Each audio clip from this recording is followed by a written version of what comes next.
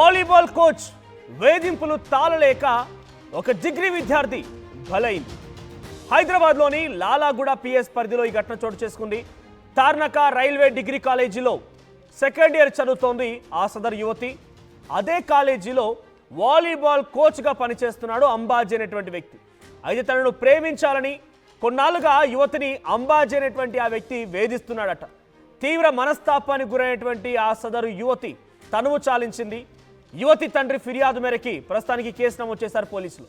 తార్నకలోని railway degree కాలేజీలో 2వ ఇయర్లో చదువుతున్నటువంటి ఆ సదరు యువతిని అంబాజీ అనేటువంటి ఆ కాలేజీలో వాలీబాల్ కోచ్గా పనిచేస్తున్న వ్యక్తి ప్రేమించాలని తనని పదే పదే వేధించడం మూలంగా తన కుమార్తె తీవ్ర మనస్తాపానికి గురైపోయి ఈ రకంగా తనువు చాలించిందని చెప్పి ఆ తండ్రి తీవ్ర మనోవేదనకు గురవుతున్నాడు. ప్రస్తుతానికి పోలీసులు కేసు నమోదు చేశారు. ఇక్కడ మీరు విజువల్లో చూస్తున్నటువంటి ఆ సదరు అమ్మాయే ఆ యువతి.